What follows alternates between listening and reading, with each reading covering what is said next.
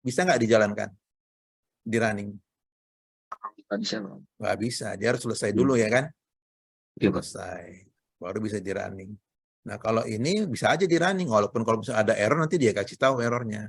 Ini masih bermasalah di sini, bermasalah di situ gitu ya. Nah ini kalau script, itu biasanya bisa langsung dijalankan. Nah untuk PHP terkait dengan eksekusi ya, antara HTML sama PHP ini apa bedanya? Siapa yang tahu? Beda PHP sama HTML. Mungkin kalau ATM itu lebih ke itu kali, Pak, ya? Lebih ke tampilannya gitu. Tampilan. Ya, kalau PHP Ya. lebih ke backend gitu. Ya. Kalau PHP lebih ke backend-nya. lebih ke back-end-nya. Oke.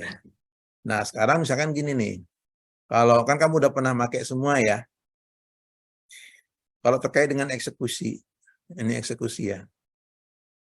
Kalau kamu ada codingan PHP, kemudian ada codingan HTML.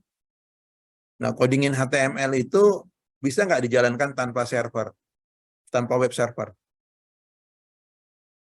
Codingan HTML kita running tanpa menggunakan web server. Bisa nggak? Bisa, Pak. Bisa. Tapi kalau PHP wajib pakai web server, kayak gitu kan? Nah, jadi kalau kita mau menjalankan PHP, kalau misalkan kita ada satu file, ya, filenya itu extensionnya HTML, tapi di dalamnya ada codingan PHP. Kalau itu kita jalankan, yang PHP-nya dieksekusi nggak?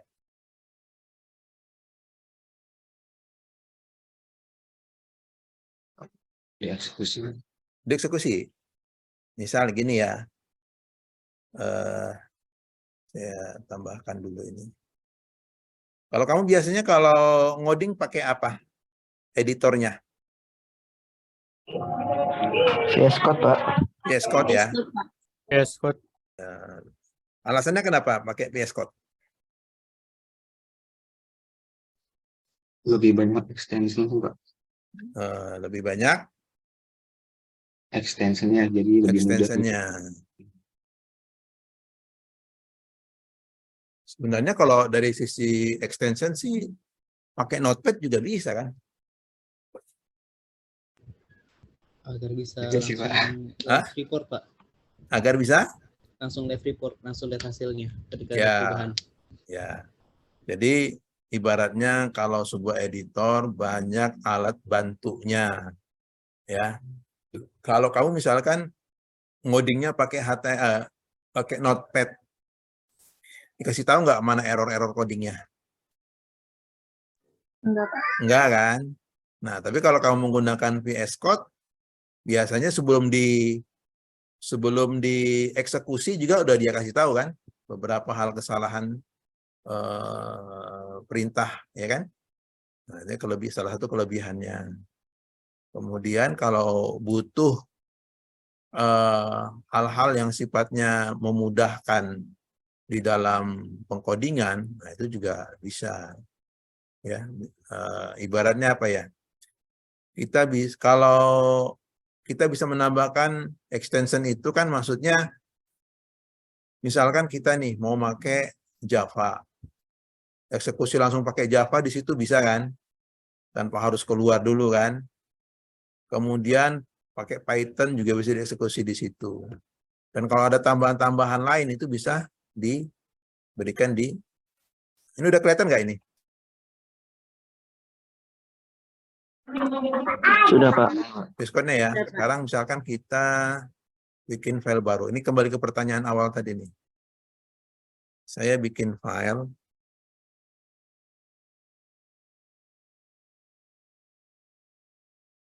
Belajar.html. Ini HTML ya, extensionnya HTML. Kemudian saya taruh di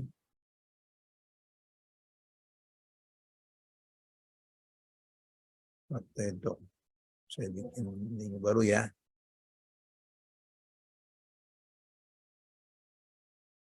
CWD 1 G5.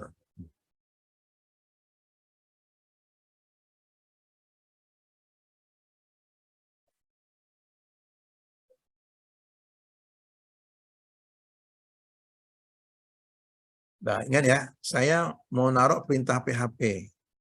Misalkan saya masukin dulu HTML-nya.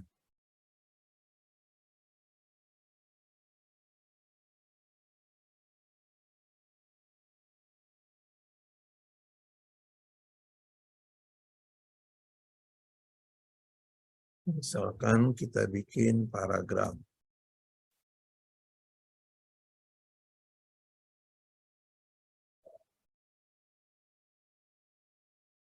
Kemudian kita isi sembarangnya. Sini kita tambahkan perintah PHP. Sederhananya untuk menampilkan apa perintah PHP-nya untuk menampilkan teks. Echo, Pak. Kalau nggak Echo. echo, print. Oke. Tes. Nah, pertanyaannya, nanti si tes ini bisa kok outputnya, si tes ini keluar nggak? Belajar tes nanti gitu. Kalau kita eksekusi. Saya simpan dulu ya. Dan saya aktifkan dulu servernya.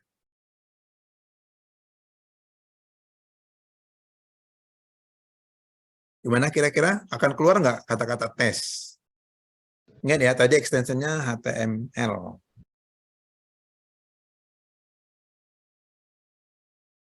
Oh iya. Browsernya belum kelihatan ya? Browser.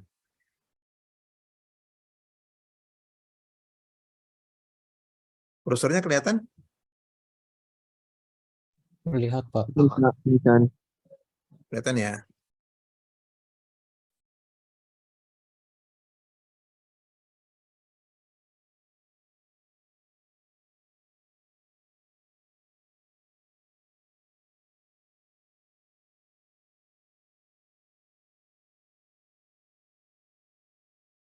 Nah, di sini tadi kita localhost.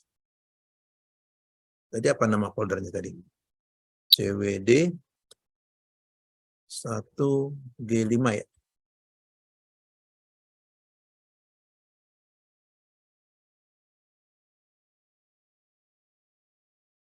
Nah, ini ada file belajar HTML. Ini saya buka ya. Nah, kelihatan nggak yang PHP-nya? Enggak kan? Nah, kenapa kira-kira? Tidak ada tag paragrafnya, Pak. Tidak ada Tag paragrafnya. Tag P. di sini, di PHP-nya. Di setelah kutip tes. Setelah kutip sebelumnya tes sama setelahnya tes. Di sini. Mau Iya, kita Pak. bikin perintah tag P. Oke. Tutup P. Nah, kita simpan ya.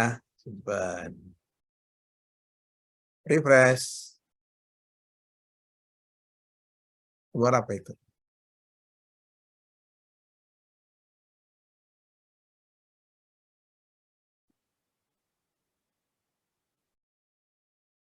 Keluar apaan itu? Tutup-tutup ini. Ada yang nggak dia anggap.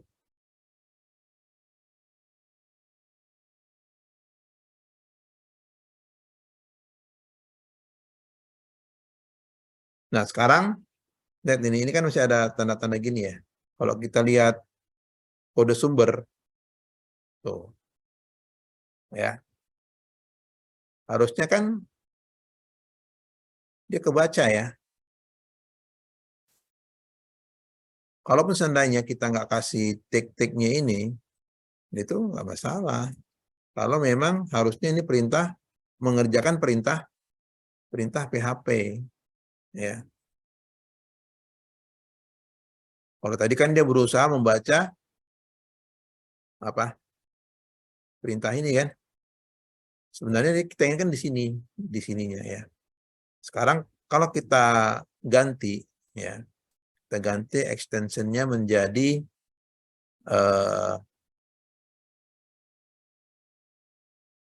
PHP. Kita ganti jadi PHP.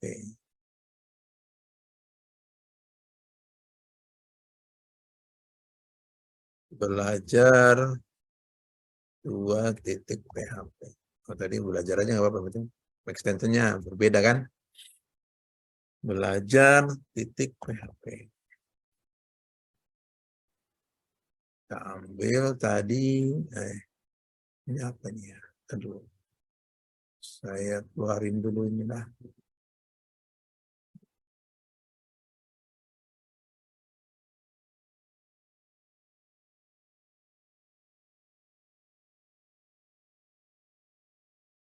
One folder.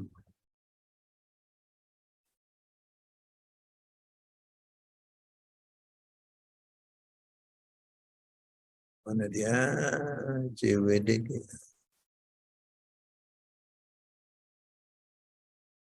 Nah, sekarang ini kan ada yang belajar HTML sama belajar PHP. Sekarang belajar PHP kita ambil aja yang ini.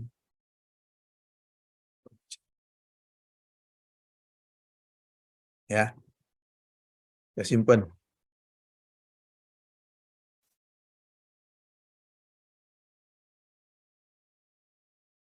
Kita jalanin.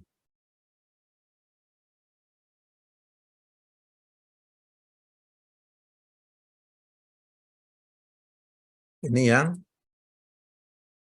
PHP dulu ya. Ini kan tadi yang masih apa? HTML. Nah, baru dia keluar tesnya. Artinya apa? Kalau kita mau menjalankan perintah-perintah PHP, extensionnya harus PHP juga. Ya, extensionnya harus PHP juga. Tapi kalau kita nggak melakukan itu, maka nanti dia yang keluarnya HTML-nya saja ya. Perintah-perintah yang dikenakan perintah HTML. Ya. Terkait dengan materi kita, ya. Nah, sekarang kita lihat. Kita sudah buktikan tadi bahwa eksekusi sebuah source code itu memerlukan web server, ya.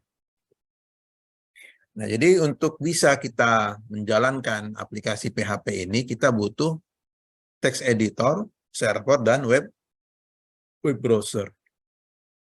Nah, tadi untuk text editor, tadi kita sudah menggunakan apa? VS Code, ya.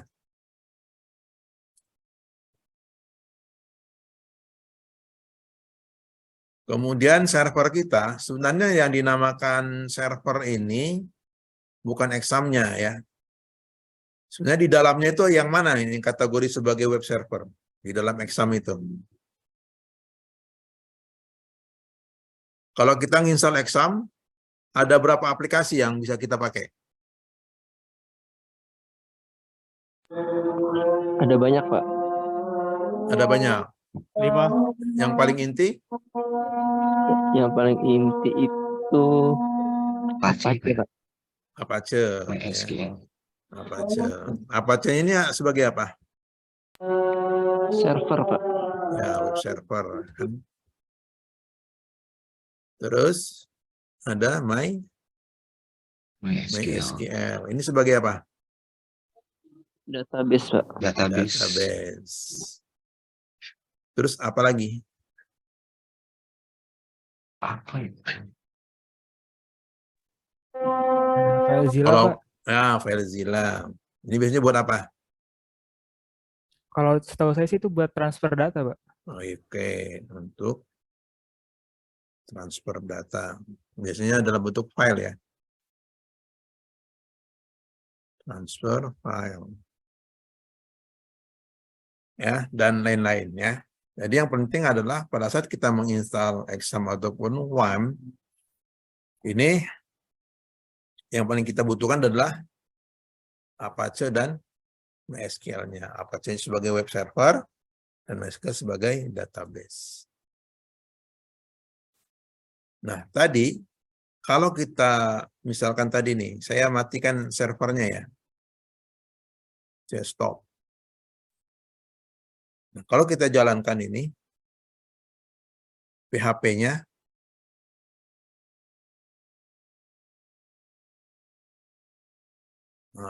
dia apa? Tidak dapat tersambung, ya. Karena dia nyari apa di sini? Nyari server, ya kan? Nah, tapi misalkan kalau HTML-nya kita jalanin, kira-kira pesan yang sama nggak? Yang HTML. Outputnya Sama, keluar. Pesan yang sama. tidak dapat tersambung, Pak. Tidak tersambung. Kita coba.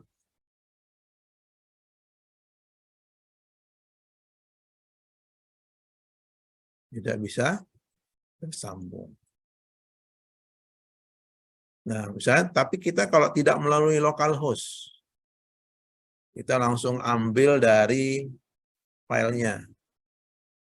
Kira-kira sama nggak pesannya? Gimana?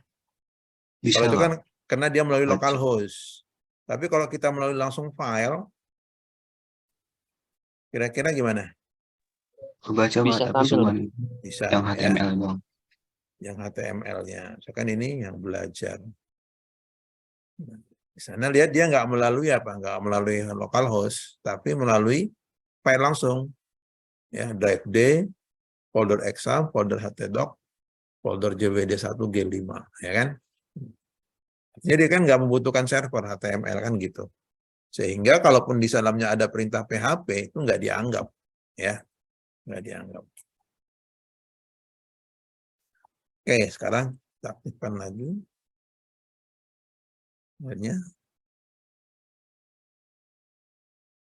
Oke ya. Nah, berarti kamu nanti saya kira di apa namanya di laptop masing-masing untuk server, browser, sama editor udah ada semua ya? Udah terinstall semua kan ya? Sudah, Pak. Udah ya. Berarti kalaupun kamu mau ada yang mau nginstal lagi, lupa ya itu banyak ininya ya. Atau di sini juga bisa di download dari sini ya cara-caranya.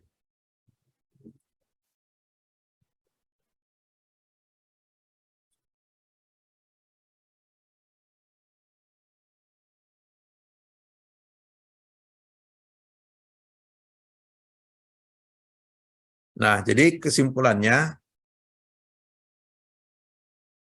untuk eksekusi source code PHP kita perlu web server ya. Kemudian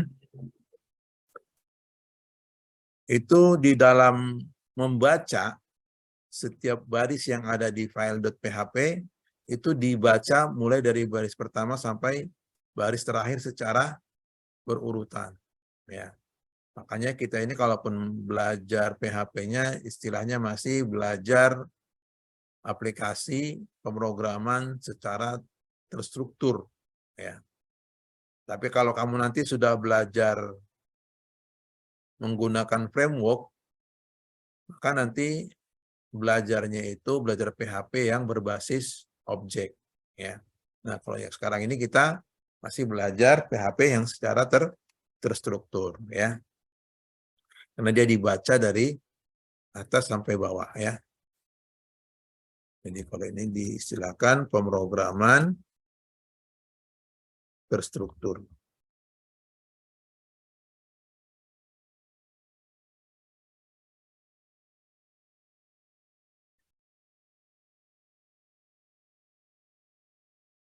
Nah, jadi sudah kita contohkan bahwa web server tidak menemukan tag PHP, kode dianggap sebagai kode HTML.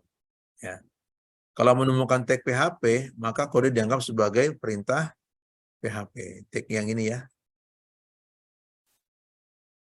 Pembuka, penutup. Gitu ya. Pembuka, penutup. Ini merupakan apa? Bagian dari tag PHP. Oke ya, itu terkait dengan materi ini. Ada pertanyaan di sini terkait dengan eksekusi?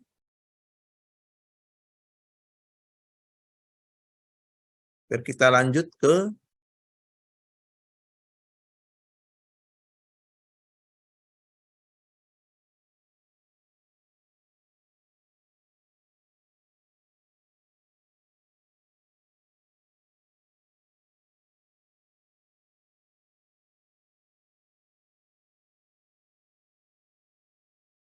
Nah, sekarang kita masuk ke materi identifikasi hasil eksekusi, ya. Masih kedengaran suara saya? Masih Pak. Kedengeran, Pak. Masih ya. Kayaknya Pak. sepi gitu. Oke ya, jadi kalau untuk membuat sebuah aplikasi atau untuk membangun sebuah aplikasi itu kita biasanya harusnya itu membangunnya sesuai dengan skenario. Jadi maksudnya di sini kan kamu semua sudah belajar algoritma ya, yang kecuali yang bukan sekolah IT tadi ya. Jadi algoritma ini biasanya belajar algoritma itu adalah untuk membuat rancangan ya. Untuk membuat rancangan sebelum menjadi sebuah source code, kita baiknya merancangnya sesuai dengan logika algoritma ya. Jadi biasanya dibuat dalam bentuk flowchart ataupun dalam bentuk pseudocode ya. Nah, flowchart seperti ini contohnya atau dalam bentuk pseudocode. Yang sekolah di teknik informatika nih, apa bedanya flowchart sama pseudocode? Ada yang ingat? Pelajaran semester 1. Nggak tahu kalau di sana ya. Algoritma dasar masuk semester 1, semester 2. Apa bedanya? Satu, Pak. Oh, 1 ya. Apa bedanya flowchart sama pseudocode? Ya. Flowchart yang gambar itu kan beda. Ya, ini nggak Iya. kelihatan ya? Iya, nggak kelihatan. Oh, nggak bilang kan. Sebentar.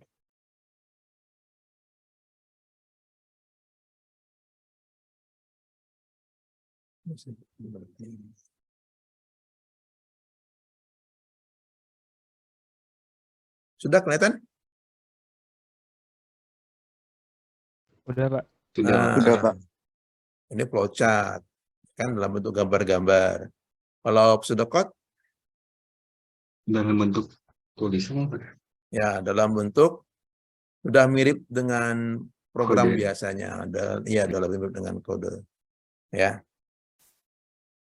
Nah, ini contohnya misalkan diskenariokan dalam bentuk flowchart.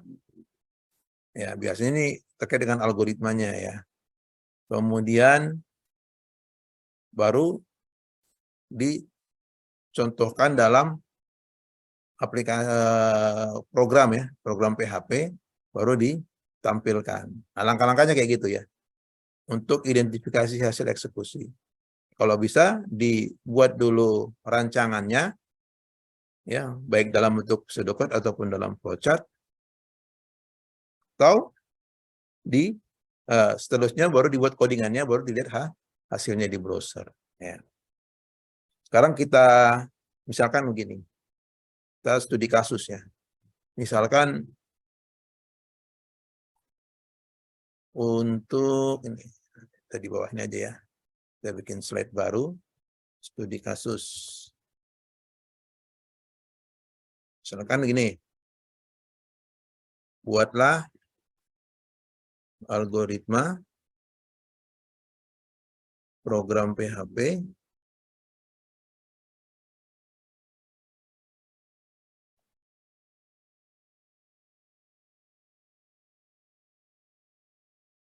untuk menghitung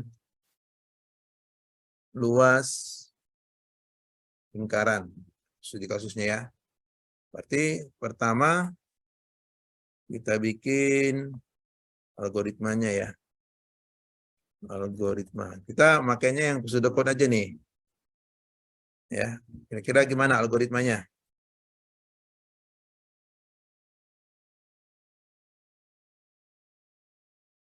Gimana?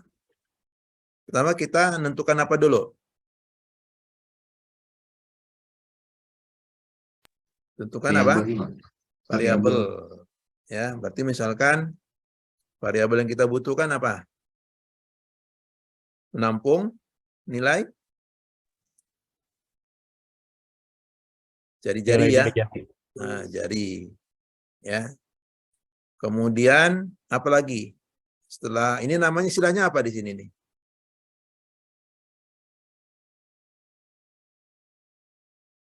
Kalau di dalam algoritma istilahnya ngapain kita ini?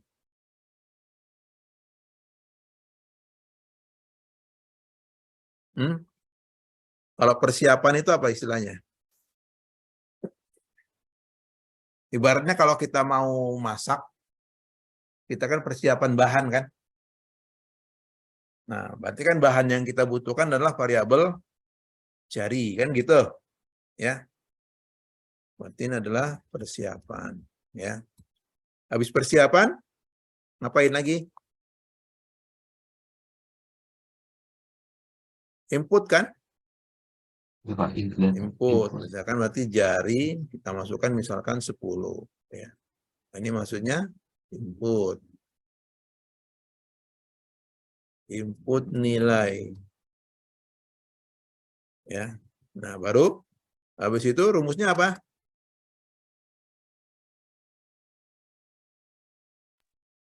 V kali R, Pak. Ya. Ini kita butuh jari dan luas kan? Ya kan? Variabelnya jari dan luas.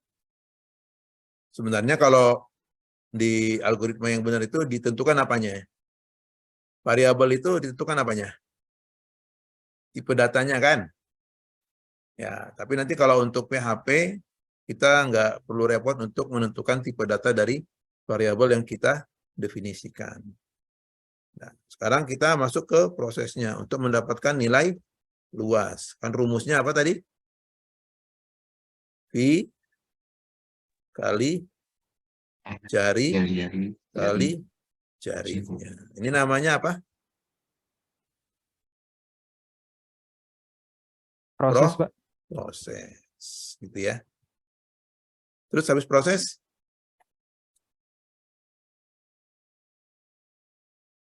right? Luas. Ini namanya apa? Output, Pak. Output. Gitu ya. Nah, ini prinsipnya dalam ngoding ya.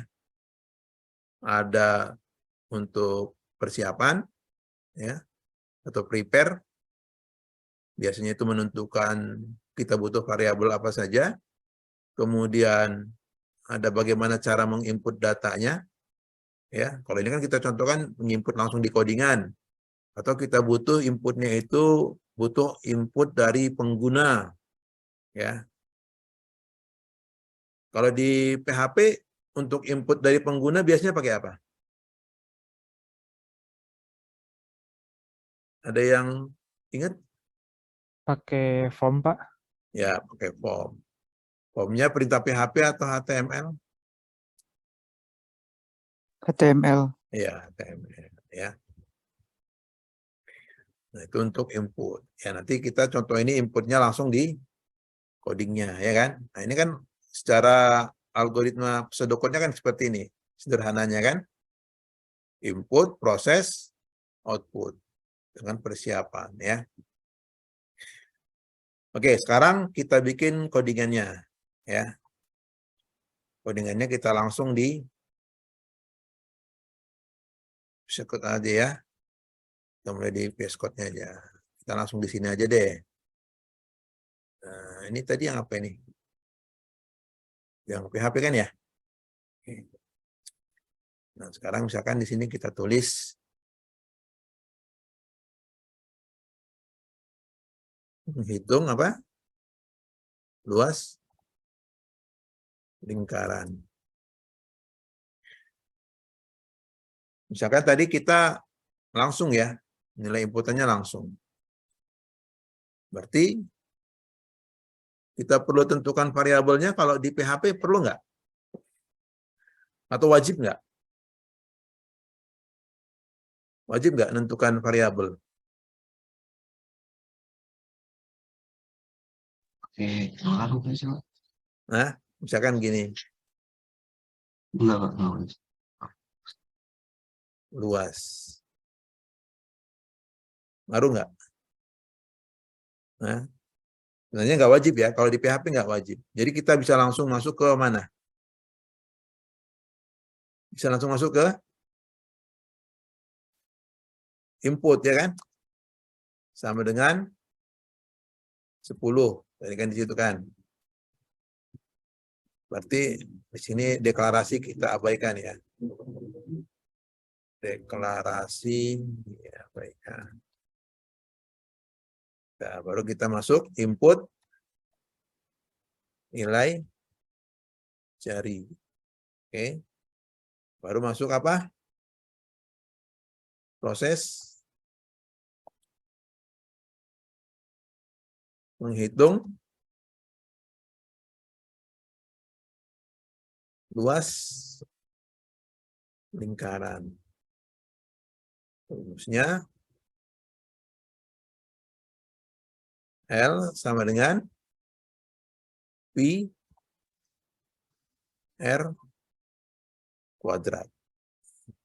Pi kali R kali R. Bukan rumus ya. Nah, kalau berarti kita perlu dolar luas. Kan dia semua variabel di PHP itu diawali dengan dolar ya. Pi-nya itu nilainya 3,14 kali dolar jari kali dolar jari.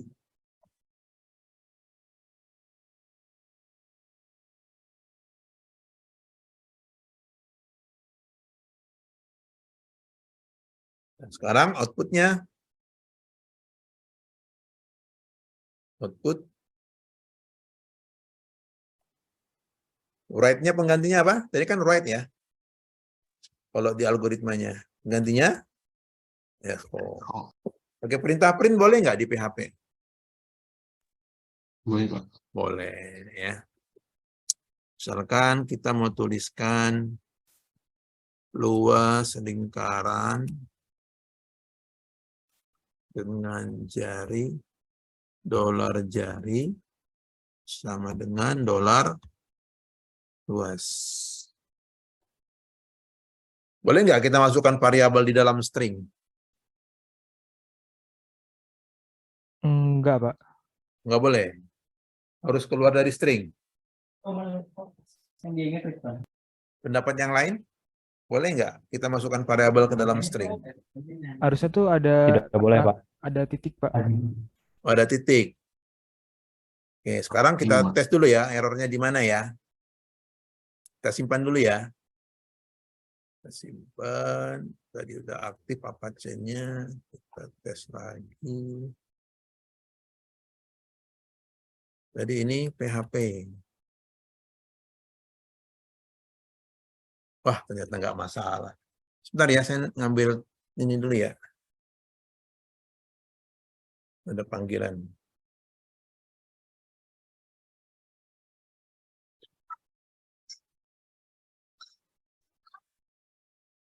Afwan, lagi ngajar.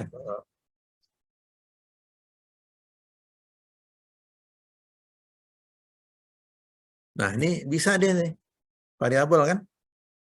Tampil dia. Di sini. Variabel bisa dimasukkan ke dalam string. Tapi kalau misalnya kita ganti kutipnya kutip 1, boleh nggak? Ya kutip 1. Stringnya kita pakai kutip 1. Boleh ya?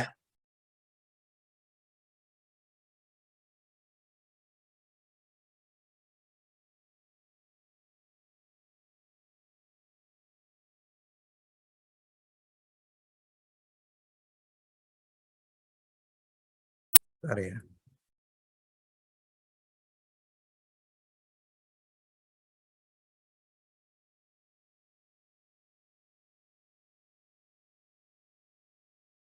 Sekarang kita coba kita tes.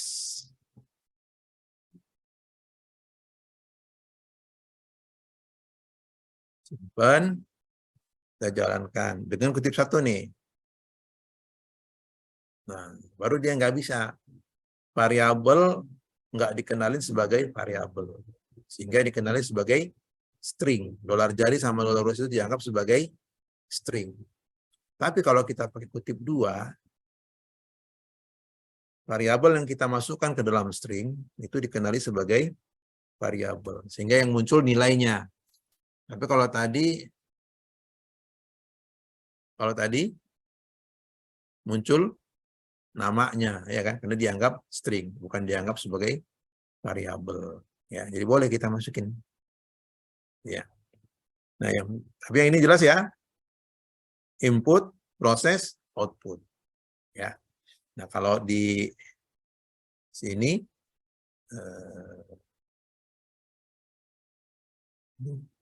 codingannya saya screenshot aja ya.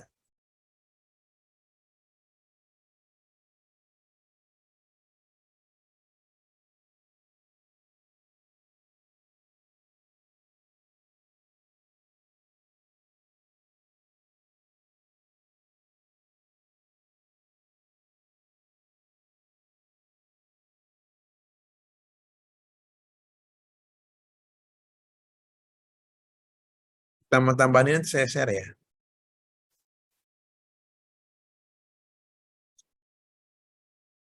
Oke ya, studi kasusnya. Jadi pertama tadi kita buat algoritmanya. Di sini ada persiapan atau deklarasi. Ya. Kemudian ada input, ada proses, ada output. Nah, kita udah buat, ada deklarasi yang kita abaikan. Kemudian ada input, karena di PHP ya mesti deklarasi ya. Langsung input juga bisa. Ya. Nah, ini sederhananya. Di dalam mengeksekusi itu kita perlu membuat perencanaan. Istilahnya perancangan dulu ya, baru codingan, baru outputnya kelihatan ya. Ada pertanyaan untuk ini? Izin saya. Ya, silakan. Tapi saya pernah ngeliat tuh yang harus ada titiknya tuh gimana ya Pak? Maksudnya, Oh, ya itu kalau yang Iya. kutip 1 tadi, harus ada ada titik titiknya. gitu ya? Iya, kalau kita mau Oh. mendapatkannya, kita kutip 1 ya, kita ganti ya. Nah, berarti supaya dia keluarnya nilai, bukan string, maka kita tutup yang sini, nah, gabungkan dengan variabel. Nah, kemudian sama dengan itu kan string ya. Maka kita buka string lagi di dia. Kita buka string. Di sama dengannya. Kita tutup lagi, baru kita titik lagi untuk variabel luas lagi gitu. Ini bisa kita. Ini ya. Nah, jadi titik ini menggabung string dengan variabel ya. Menggabung string dengan variabel. Kita simpan. Kalau kita jalankan, nah keluar nilainya kan.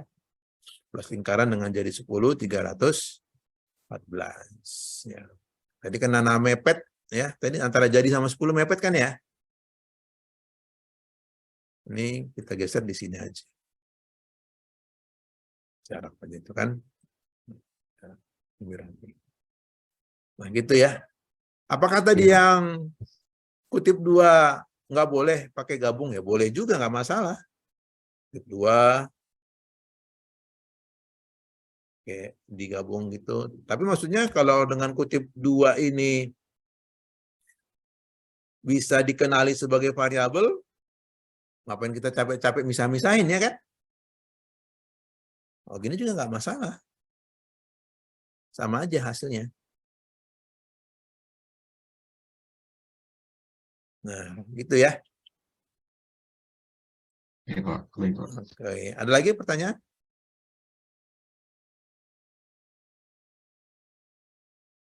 Silakan.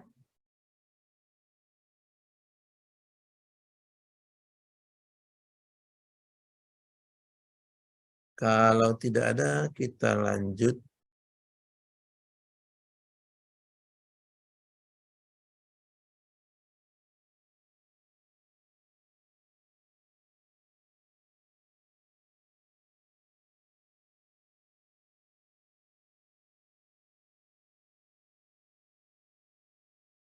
Oh iya, tadi kelewat satu ya.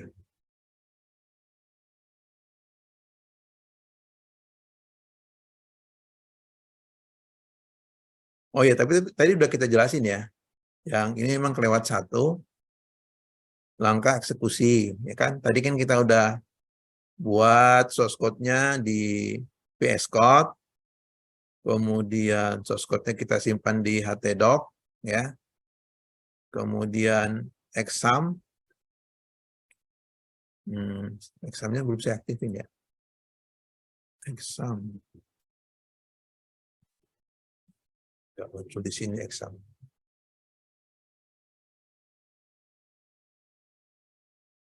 Pak, layar nggak kelihatan. Examnya nggak kelihatan ya? Layarnya ya, layarnya. Nggak kelihatan. Oh, layarnya nggak kelihatan. Sebentar.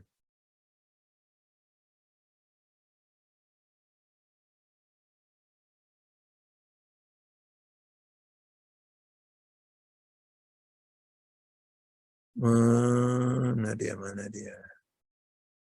Eksekusi. Nah, udah kelihatan ya? Sudah, Pak. Ya, ini tadi kelihatan ini untuk eksekusi, langkah eksekusi ya. Tadi langkah eksekusi. Jadi kan kita mengidentifikasi.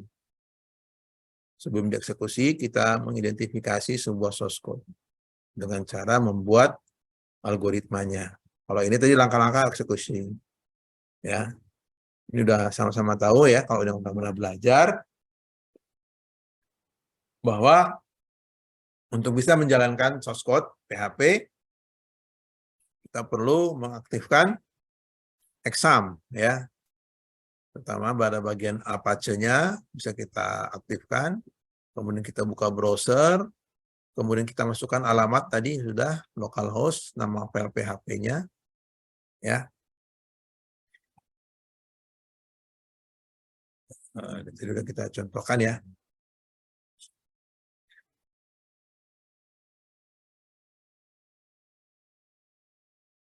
Nah, ini nih. Di dalam eksekusi, misalkan ini kita persoalan masalah error ya. Misalkan kita kasih error ya. Errornya misalkan kita bikin $jari. Nih. Ya, kita simpan ya. Nah, lihat kalau di VS Code udah ngasih tahu kesalahan nih ya. Kurang titik koma katanya ya. Nah, tapi kita anggap ini kita ngerjainnya di Notepad lah. Kita belum tahu ini errornya ya. Kita simpan. Kemudian kita running. Nah, lihat nih. Ada parse error. Sintak error. Nah, ini kamu harus terbiasa dengan membaca error ya. Harus terbiasa dengan apa? Membaca error.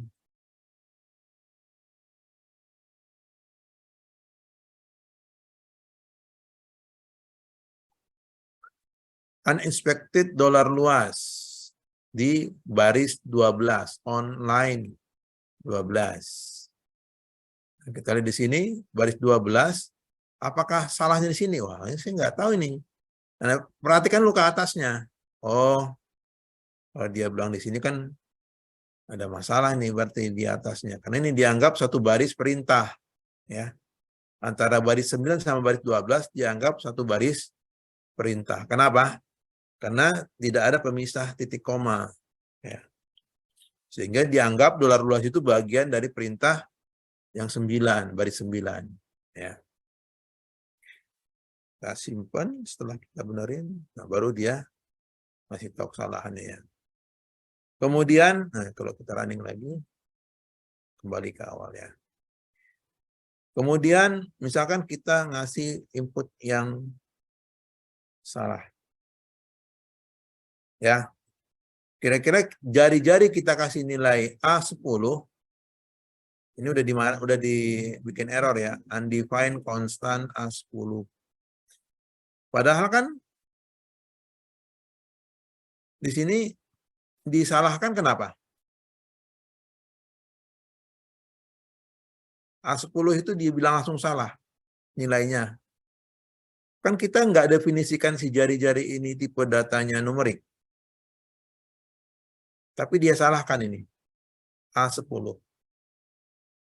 Ada yang bisa ngasih pendapat?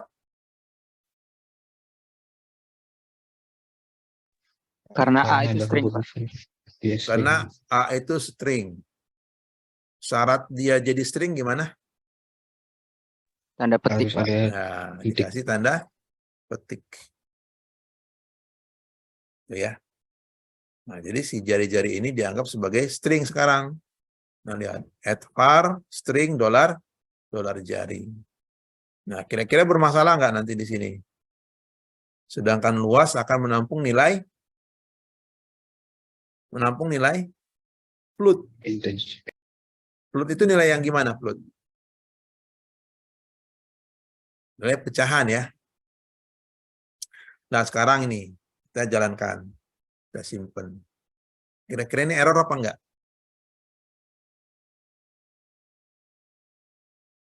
Enggak, Pak. Enggak. Kita tes. Error ya. Warning, non-numeric value encounter. Ya. Non-numeric value encounter di baris 12. Sehingga luas lingkaran dengan jari A dengan nilai 0. Secara perintah dia jalankan semua ya. Dia jalankan semua. Itu namanya warning. Kalau yang tadi, kalau kita kasih titik koma yang kita hilangkan titik koma, dia apa tadi? Masuk warning atau apa tadi? Kita ulang ya. Kita simpan. Parse error. Kalau warning, tadi baris berikutnya tetap dijalankan kan? Karena dia ada outputnya tadi, walaupun hasilnya 0. Kalau parse error, dia langsung memutus. Ya, ini nggak melanjutkan, eksekusinya nggak dilanjutkan. Ya, kalau perintahnya parse error. Ya. Nah, kalau kita perhatikan di sini, ada berbagai macam perbedaan ini ya.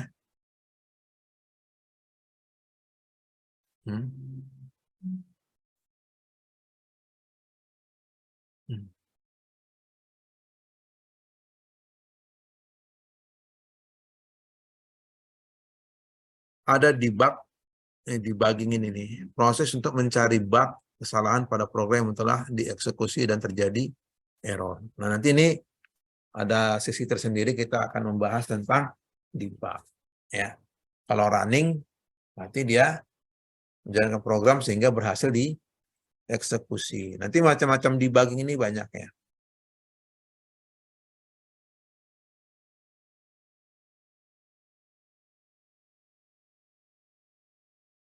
Berarti tadi ingat kalau yang parsing error, dia nggak melanjutkan, tapi kalau sekedar warning, dia masih melanjutkan perintah baris berikutnya. Yang dia salahkan tadi baris 12 kan. Tapi dia tetap melaksanakan baris yang 15. Kalau yang warning. Ya.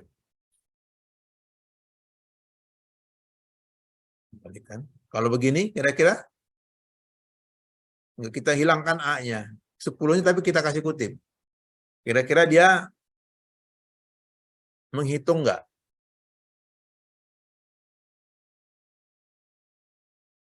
Dihitung nggak luasnya? Kita tes. Tetap dihitung. Nah, itulah bedanya kalau di Java ya. Kalau yang sudah pernah belajar Java, sekali kita identifikasi, kita deklarasikan sebuah variabel dengan tipe tertentu, maka dia kemanapun dibawa variabel tersebut akan tetap membawa tipe data yang sama.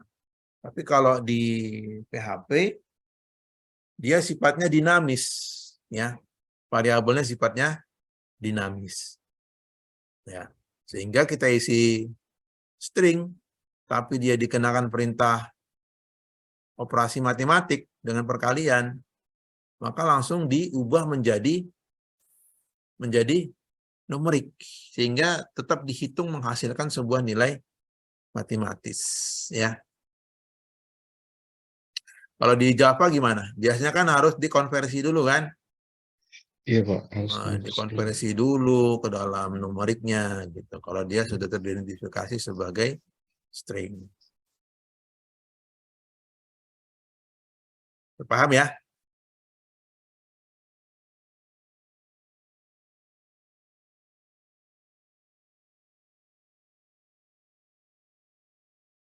Oke, sekarang kita lanjut ke sini ya, langsung.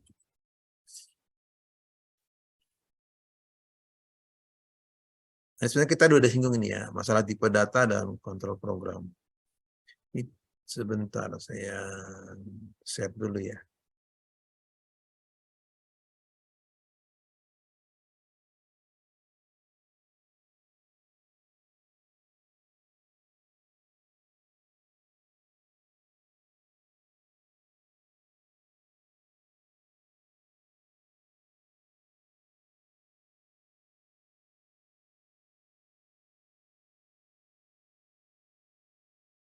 Udah kebaca? Kelihatan slide-nya? kelihatan nggak? Ya. Oh enggak, yang lain ini kelihatan terburu-buru enggak sayanya menyampaikan? Enggak, Pak. Enggak ya? Tidak, Pak. Berarti bisa dipahami sampai sini ya? Iya, Pak. Ya. Bagi yang tadi, yang kuliah pendidikan sama kesehatan bisa ngikutin ya? Alhamdulillah bisa, Pak. Alhamdulillah. Oke. Nah, sekarang kita lebih detail lagi, lebih mendalam lagi terkait tadi dengan PHP ya. Sekarang kita masuk ke tipe data dan kontrol program. Nah, tadi kita udah bahas tipe data, bahwa di dalam PHP itu kita nggak diwajibkan untuk mendeklarasikan sebuah variabel. Jadi kita langsung membuat variabel dengan nilai tertentu, itu tetap diizinkan ya.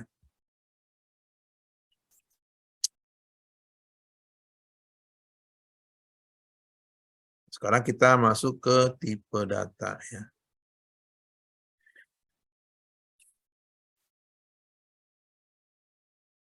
Ada yang tahu apa itu tipe data?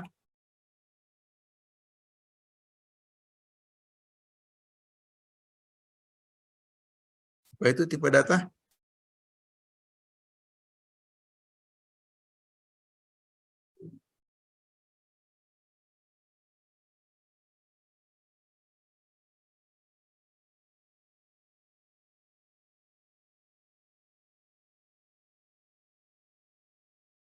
Nah, sebenarnya awal pemrograman itu, ini tipe data merupakan hal yang sangat penting ya. Karena kalau, apalagi kalau misalkan kita membuat sebuah coding yang banyak menggunakan data yang benar-benar, apa istilahnya, kalau secara matematis itu yang benar-benar detail, itu sampai pecahan, sampai 1000 pecahan itu tetap bisa dihitung dengan pasti ya. Nah, itu kalau pakai bahasa C, pakai bahasa Java, iya ya, karena dia memang sangat mementingkan tipe data dari sebuah variabel. Makanya kalau aplikasi-aplikasi yang digunakan dengan menggunakan Java itu biasanya lebih awet ya, karena dia konsisten dengan tipe datanya. Ya, tapi kalau aplikasi-aplikasi web, kalau harus terkait dengan hitungan matematis ya yang terlalu rumit, maka dia secara itu masih apa istilahnya, kurang presisi lah ya, kurang presisi kalau hasil hitungan matematisnya di program PHP. Ya, tapi kalau Java, bahasa C, ya, C++, itu kalau untuk hitungan matematis, dia benar-benar presisi. Ya, sehingga bisa digunakan untuk aplikasi-aplikasi grafis, ya, gambar-gambar. Tapi kalau kita hanya terkait dengan mengelola data, ya, CRUD, input, edit, delete, gitu ya, nggak terlalu banyak memanfaatkan hitungan-hitungan, maka kita bisa menggunakan PHP, ya. Tapi kalau kita gunakan untuk permainan game segala macam, ya, nggak ada orang bikin game pakai PHP, ya. Paling orang bikin game pakai JavaScript. Ya, kalau pakai PHP nggak ada, ya. Oke, ya. Jadi tipe data ini yang penting untuk diketahui bahwa sebenarnya semua variabel yang kita bentuk itu punya tipe data. Jadi secara umum tipe data itu ada tipe data string dan numerik. Ya. Satu lagi tipe data yang nilainya true dan false itu tipe datanya apa? Boolean. Boolean. Ya. 3 itu ya. String, numerik, dan boolean. Nah, nanti baru dipilah-pilah lagi. String itu ada yang string, ada yang char. Apa bedanya string sama char? Kalau char tuh biasanya tunggal, Pak. Ya, dia karakter tunggal. Ya. Kalau string itu dia lebih dari satu karakter. Ya.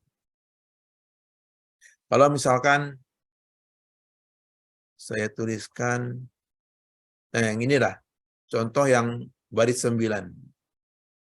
Ini, walaupun dia angka, tapi karena kita kasih kutip, maka dia dianggap string, ya kan? Sehingga karena kita kasih kutip angka 10, maka si variabel jari secara otomatis oleh si PHP, dia dikasih tipe data string. Nah, itu namanya variabel dinamis. Variabel dinamis, variabel yang tipe datanya mengikuti nilai yang diberikan kepada variabel tersebut. Ya. Apakah variabel tersebut pada saat diubah, kan pertama kali contoh nih, pertama kali dikasih nilai string, di bawahnya boleh nggak kita kasih nilai numerik dengan variabel yang sama? Misalkan saya bikin lagi di sini dolar jari sama dengan 12. Ya. Ini variabel yang sama. Di sini dia string, di sini dia di halaman di baris 13 dia integer. Ya. Boleh, ya. Variabel yang sama tapi dengan nilai yang berbeda. Itu namanya apa? Dinamis. Ya.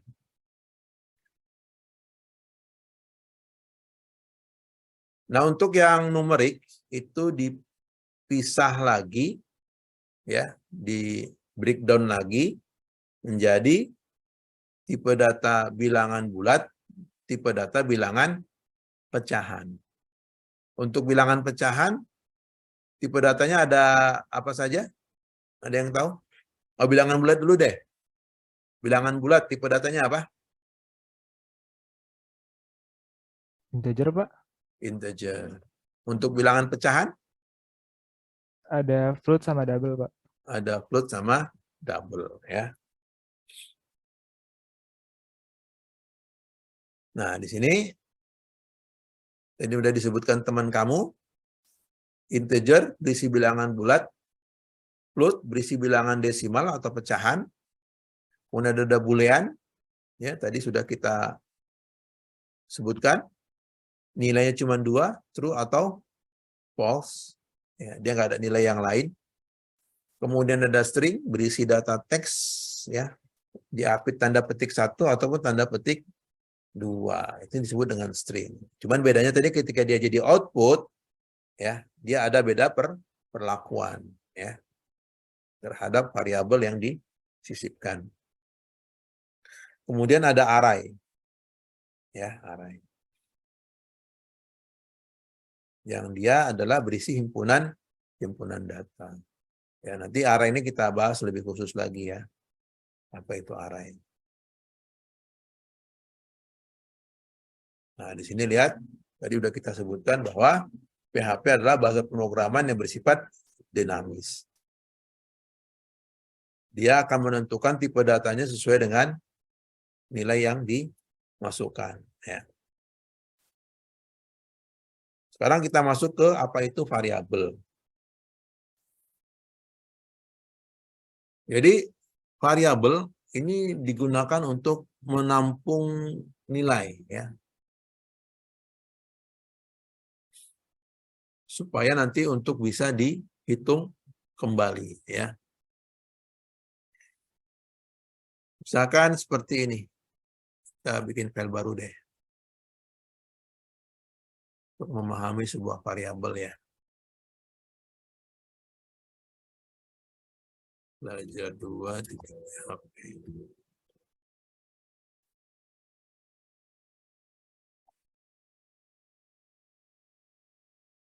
Kita langsung di PHP-nya ya.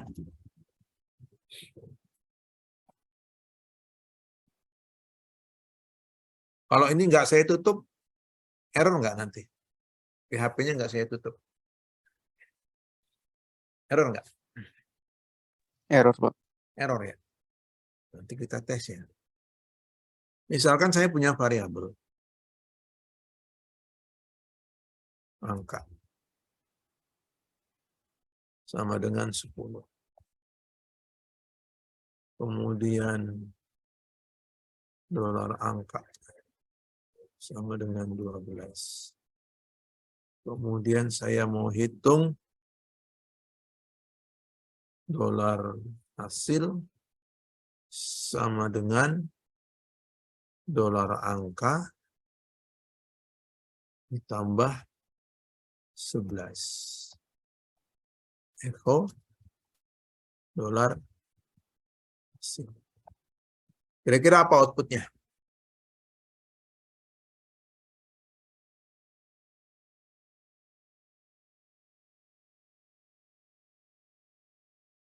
Kira-kira apa outputnya? Kelihatan ya? Codingannya kelihatan kan ya? Nggak terlalu kecil kan? Kelihatan, Pak. Kelihatan. Terlihat jelas, Pak. Apa outputnya kira-kira? 23, Pak. 23. 3. Berarti mana yang diabaikan? 10, Pak. Yang pertama 10. Ya, yang pertama. Karena sifatnya variabel itu menampung nilai dan sifatnya ditimpa. Berarti dia cuma menerima nilai 1. Ya, dia nggak bisa menerima nilai lebih dari 1. Jadi kalau dia sudah di awal 10, kemudian dia diganti nilainya jadi 12, maka dia nilai 10-nya nggak dianggap, ya kan? Udah hilang. Ya. Sehingga yang ketika pada saat ada proses perhitungan, maka yang diambil adalah variabel dengan nilai terakhir. Ya, dalam hal ini berapa? 12. Gitu ya.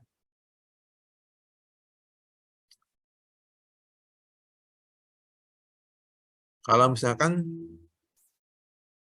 dolar angka tambah dolar angka, berapa hasil?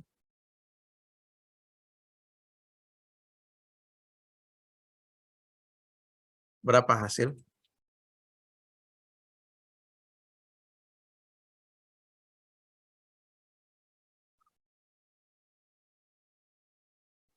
Ayo, berapa hasilnya? 24. 24. Kan kenapa tadi syaratnya? Yang terakhir dibaca yang dipakai. Berarti 10 itu tetap nggak dipakai, ya kan? Kecuali di sini misalkan kita bikin sini angka 1, sini angka 2. Ini dua variabel yang berbeda, ya kan? Oke.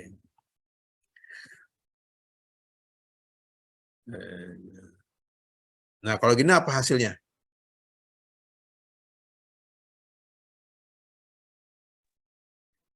Apa hasilnya Nggak ada, kalau Pak. kayak gitu? Hah? Nggak ada. Variabelnya beda. Nah, hasilnya 0 ya kan? Karena di sini kan nggak ada dia kan, kecuali sini kasih angka 1, sini kasih 2. Baru nanti hasilnya 22, Pak. 22 ya.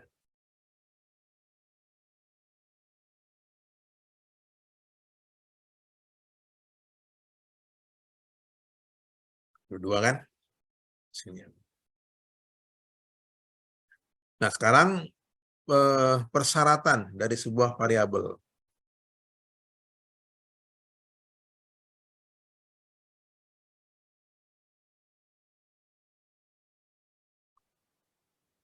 Persyaratannya diawali dengan tanda dolar. Ya. Kemudian nama itu harus diawali dengan huruf atau underscore. Berarti boleh nggak pakai angka? Diawali dengan angka. Misalkan kita di sini variabelnya ini, dolar 2 angka 1. Ini mau udah dimerahin kalau di VS Code ya. Berarti ini kenapa? Tadi aturan mainnya hanya boleh diawali dengan underscore ataupun huruf, ya kan? Nggak boleh diawali dengan angka. Berarti angka boleh selain di depan, ya. Di tengah-tengah, di belakang boleh. Contohnya tadi ini angka 1 sama angka 2 boleh di belakang kan. Kemudian sifatnya case sensitif. Ya. Case sensitif. Ada yang tahu case sensitif itu gimana? Yang Saya harus ingat? sama gitu. Penulisannya harus sama gitu. Ya, membedakan huruf besar dan huruf kecil. Misalkan ini sama-sama angka 1. Tapi yang ini saya bikin A-nya huruf gede. Nah, ini dianggap 2 variabel yang berbeda. Ya. Walaupun kalau dibaca tetap angka 1, di bawah juga dibaca angka 1. Tapi karena ada 1 huruf kapital, satu lagi ya huruf A-nya ada yang huruf kapital, yang sedangkan yang satunya A-nya huruf kecil, maka ini dianggap 2 variabel yang berbeda. Ya, itu namanya apa istilahnya? Case sensitif. Ya. Nah, ini misalkan kita contohkan. Tapi yang di sini nggak error ya, nggak error. Misalkan tadi ini berarti yang ini yang A ya. Nah, kita hitung, kita simpan. Kalau A-nya huruf besar, berarti yang dibaca 12 ya. Berarti nanti hasilnya berapa? Hasilnya 22 kan? Ya, 22. Sekarang kita masukkan yang satunya nih. Hasilnya berapa?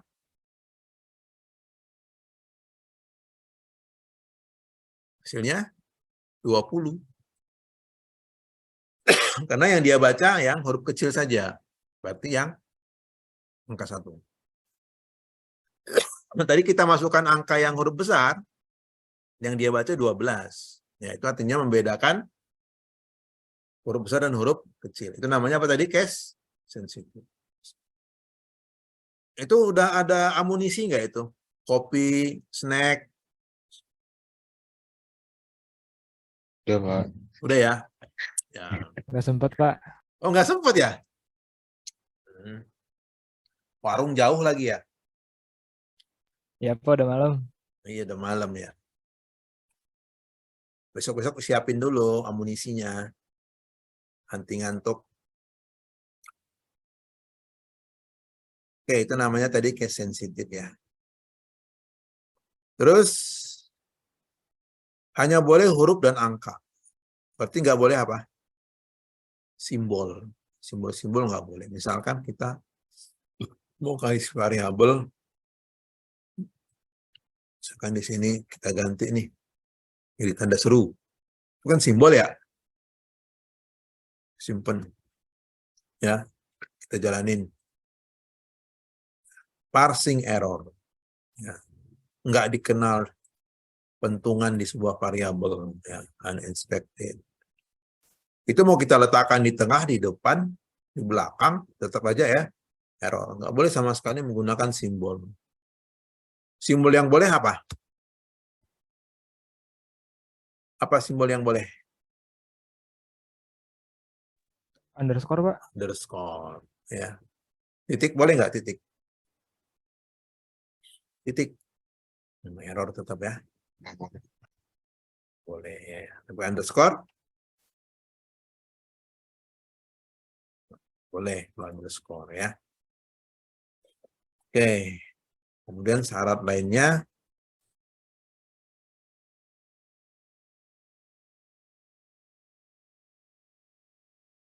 kita bisa memberikan nilai terhadap variabel dengan menggunakan operator sama dengan. Ya. Nanti berbagai macam operator kita bahas ya.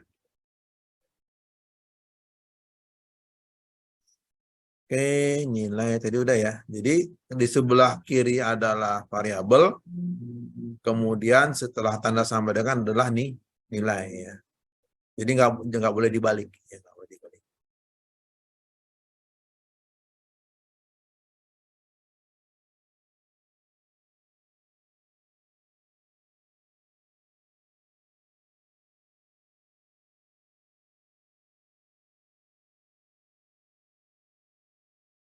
Oh ya, kalau untuk melihat tipe data dari sebuah variabel, selain tadi di sini bisa kita lihat langsung ya kan,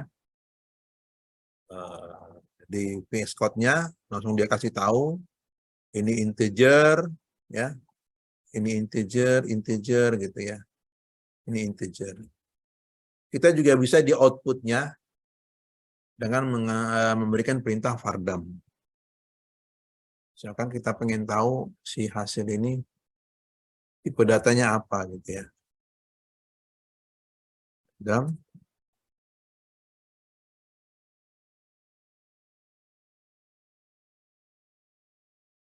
simpen,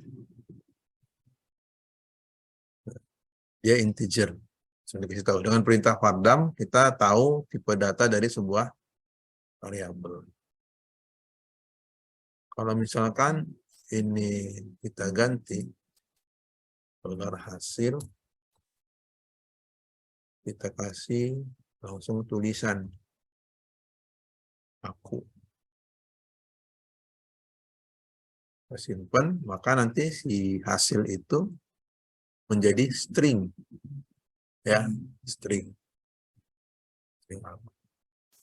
Kalau kita misalkan ganti ini menjadi boolean true dengan perintah vardam, nah, itu adalah boolean. Ya, ini tipe-tipe datanya ya. Kita kasih nilai pecahan 3,14, kita simpan. Dia kasih tahu itu bawah float ya, float. Nah, itu kalau menggunakan apa? Vardam ya. Untuk mengetahui apa? Tipe data dari sebuah variabel.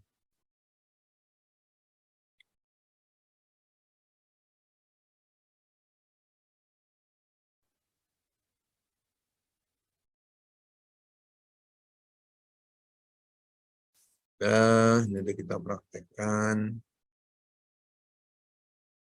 Ke data string tadi udah ya. Nah, ini contoh sederhana tipe data array ya. Ini kita nyontohin aja. Pembahasan array nanti tersendiri. Ya. Misalkan ini kita kasih tipe data array ya.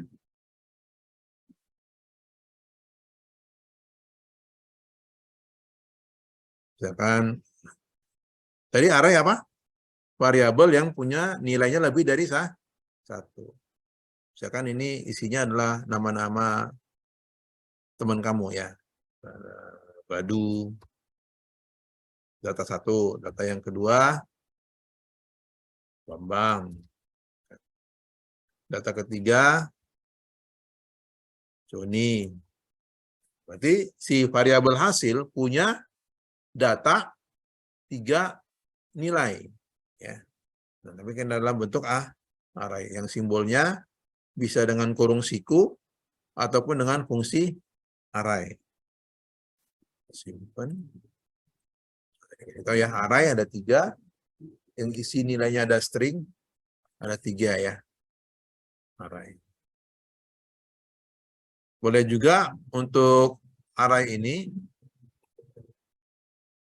dengan kasih perintah fungsi array. Ya. Nah, isinya kita masukin ini juga di sini.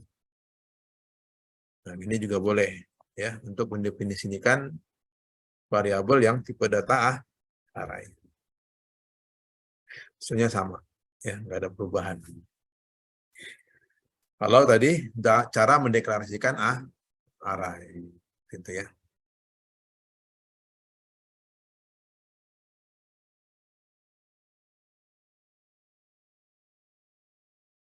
Nah, tadi kan kita menampilkan semua. Kalau untuk menampilkan masing-masing, misalnya kita mengambil Bambang saja gitu. Gimana caranya? Echo, berarti kan variabel kita apa? Dolar hasil. Nah, karena kita akan mengambil dari data tadi, nah perhatikan ya, kan di sini ada 3. Sedangkan si variabel array mengidentifikasi masing-masing dari nilainya itu dengan indeks yang dimulai dari 0. Jadi si Badu ini ada di indeks ke 0. Bambang ada di indeks ke 1. Joni ada di indeks ke 2. Gitu ya. Jadi dia bacanya berdasarkan namanya di indeks. Walaupun nanti untuk indeks itu sendiri bisa dalam bentuk numerik, bisa juga dalam bentuk string. Ya, nanti kita pembahasan tersendiri. Ya, tapi kita contohkan misalkan kita dalam bentuk indeksnya numerik. Berarti tadi Bambang berarti pada indeks ke berapa Bambang? 1.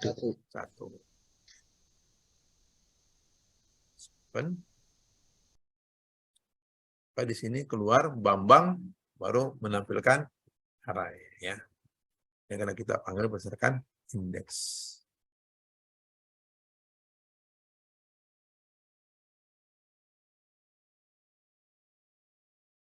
Sekarang kita waktunya 15 menit lagi ya. Nanti kita sambung besok. Besok kita sore ya. Jam 3:30 ya. Baik, Oke. Pak. Oke, kita sekilas dulu untuk operator. Jadi operator ini ada operator aritmatik, ada operator assignment atau penugasan, ada operator increment dan decrement, ya, ada operator relasi atau operator pembanding, operator logika, dan ada operator ternary. Ya, jadi ini biasanya simbol-simbol yang kita gunakan untuk menghitung, mengambil nilai, ya. Dan juga biasanya untuk pembanding ini yang paling banyak digunakan ya, sama logika ya. Oke, sekarang saya kira kalau operator aritmatik sudah pada tahu semua lah ya. Apa contohnya operator aritmatik? Tambah, bagi, kali, kurang. Kalau penggunaan simbol persen, ada yang tahu? Modulus. Gimana itu penggunaannya? Modulus? Sisa bagi ya. Sisa bagi, ya. Misalkan ada hitungan 10 bagi 3. Berapa nih?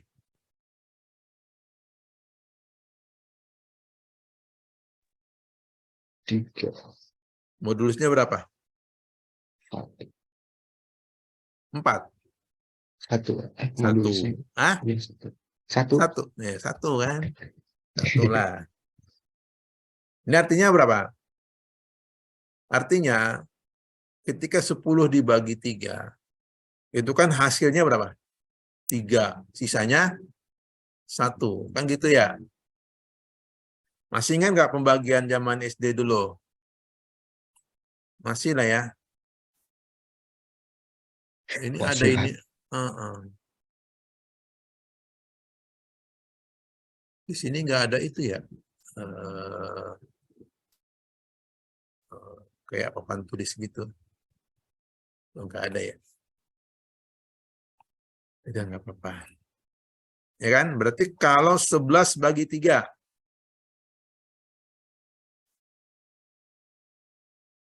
11 bagi 3. Modulusnya berapa ini?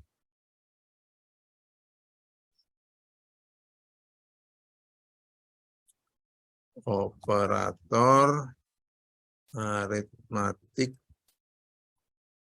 modulus. Berarti dia simbolnya apa? Persen ya.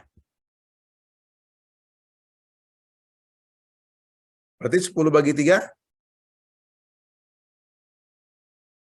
Berapa? Sisa hasil baginya? 2, Pak. 2.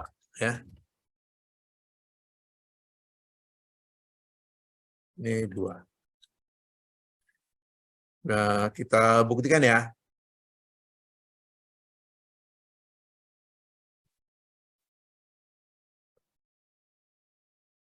Untuk pindah baris apa perintah HTML-nya? BR ya, Pak. BR.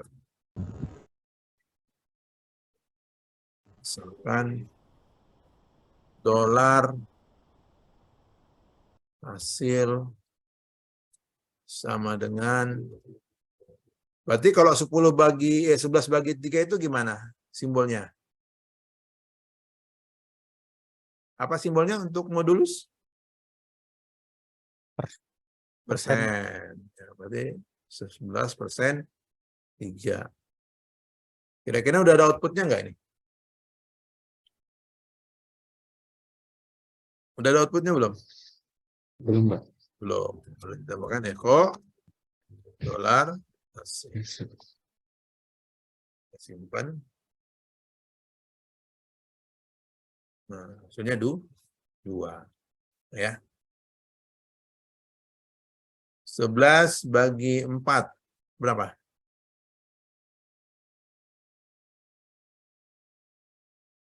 Sebelas bagi 4 berapa?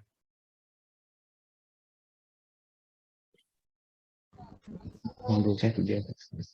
Hah? 3, Pak. 1, Pak.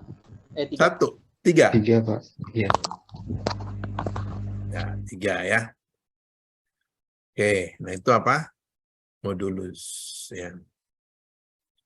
Ini ada penjumlahan dengan tanda simbolnya plus, pengurangan simbolnya minus, ya apa? Min ya, apa garis tengah gitu ya. Kemudian perkalian dengan bintang, pemangkatan dengan bintang 2 kali, pembagian dengan tanda backslash, kemudian sisa bagi dengan persen, gitu ya. Ini juga udah kita praktekkan untuk hitungan luas lingkaran tadi ya. Nah, ini contoh-contohnya untuk penjumlahan, pengurangan, perkalian, pembagian, dan persen, dan pangkat ya. Kalau pangkat itu gimana pengertian pangkat? Pemangkatan.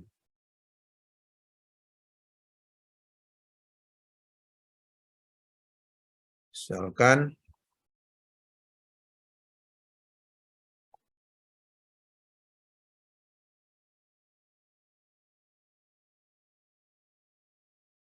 empat pangkat 2. Ini berapa hasilnya?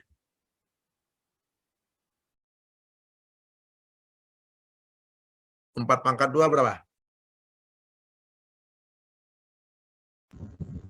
16 Kak. 16. Ya.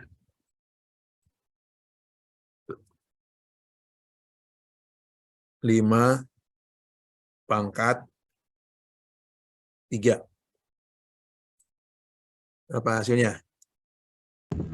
125 Pak. 125. Ya. Kita mainnya pangkat bintang 2 kali kan? Berarti kita contohkan tadi 4 pangkat 2. Simpan 16. Ya, 4 kali 4. Kan sama aja dengan 4 kali 4. Sekarang 5 pangkat 3. 5 pangkat 3. Simpan 125. Karena ini sama aja dengan 4 kali 4. Ya kan? Berarti 4-nya ada 2. Ini sama aja dengan 5 kali 5 kali 5. Ya, 5 pangkat 3. Itu ya. Penggunaan pangkat.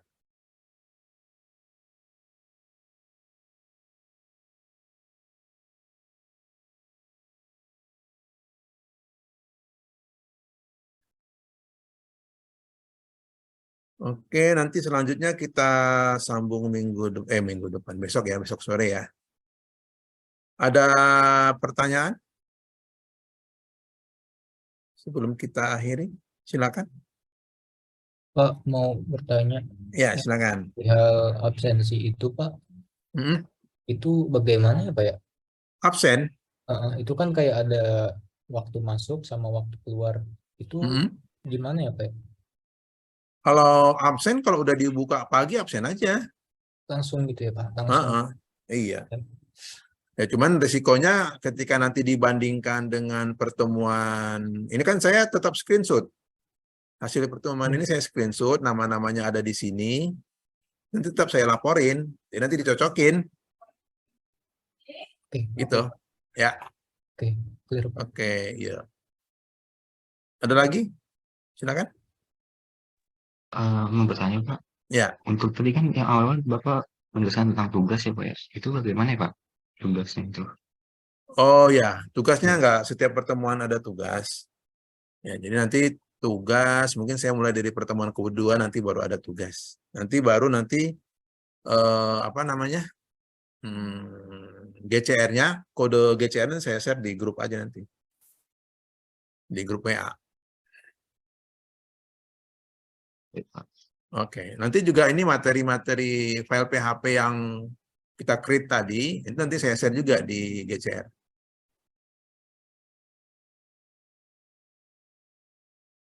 Oke, ada lagi pertanyaan?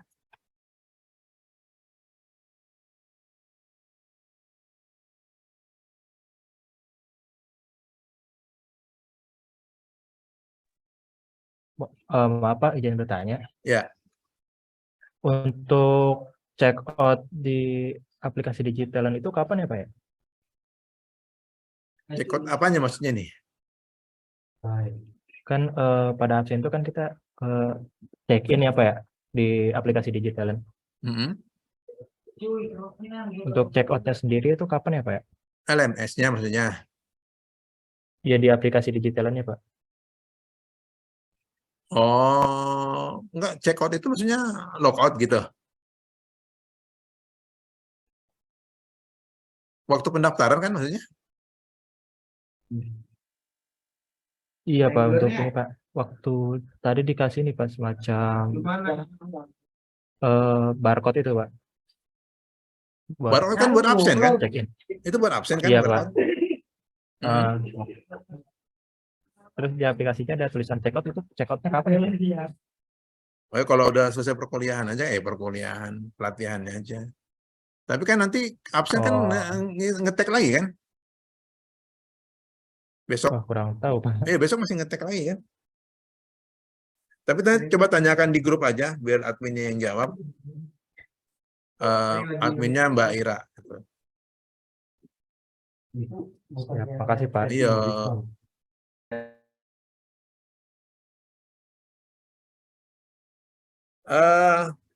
Ini sebagai persyaratan di akhir pertemuan diharapkan semuanya bisa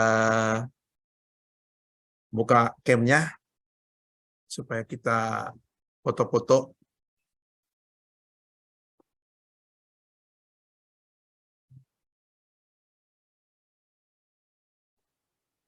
Ya, yang cewek rapi-rapi lagi deh ya. Kalau yang cowok mah cuek aja kan.